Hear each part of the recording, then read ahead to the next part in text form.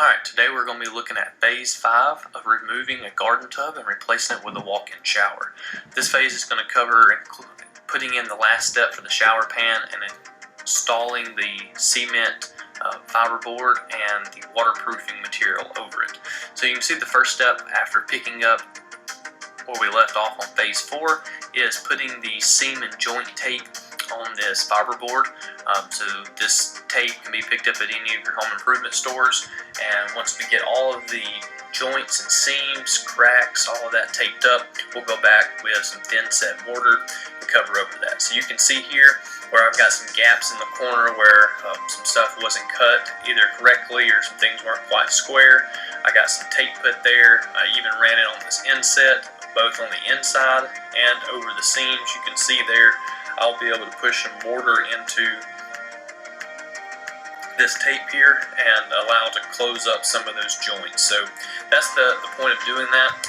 And you can see here I'm going back with a thin set mortar, and I've already got one seam there on the back wall and the two seams on the right hand wall, and I'm working on the corner here. So this tape is on all the corners, all the joints, all the seams, and I'm putting this thin set mortar over it. Once it dries, it will kind of help waterproof and seal up those joints. So that tape is kind of a grid-like material. It allows this mortar to get in and hold really well and kind of seal everything up. So you'll see here as I had finished, go around all of the joints and seams are sealed up, and you'll see a few areas where it didn't get as thick as it needs to be, especially right here at the top of this inset where you can see there's still a little bit of a crack there, and so I'll be able to go back once that dries. Now this part here will move pretty quick, but you see the line that runs along the bottom. I'm getting ready to put my final shower pan in. That will be my mortar bed for my shower floor.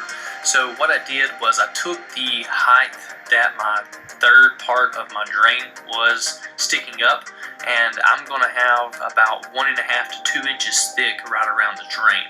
And then I know that I want my slope to be 1/4 of an inch for every foot away from the drain. So I calculated that all the way around and drew me a line. So what that allowed me to do is, as I'm working with this mortar here, I can see my line all the way around, and I know exactly how high my mortar needs to be in order to be at the correct thickness around the wall. And then of course I know it's sloping down to the drain. So once I get my edges done, I'll go back and work around the drain, and then I'll fill in the middle and make that slope work. So I just go nice and slow.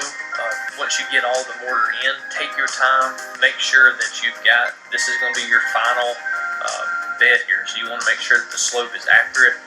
Feel free to add more, take away mortar, whatever you need to do to get the exact slope. And once it begins to dry a little more, you can put a level on it and kind of see where it's at. So obviously this process is done over a several day period. So once my mortar joints have dried on my walls and my shower pan has dried in the floor, now I'm going to put the waterproofing membrane on. So very easy. It basically goes on pink, turns red once it's dry. A couple different brands you can use, but I'm going in with a brush on the joints and then the inset, and then come back around and finish it up here. Really not that difficult to do.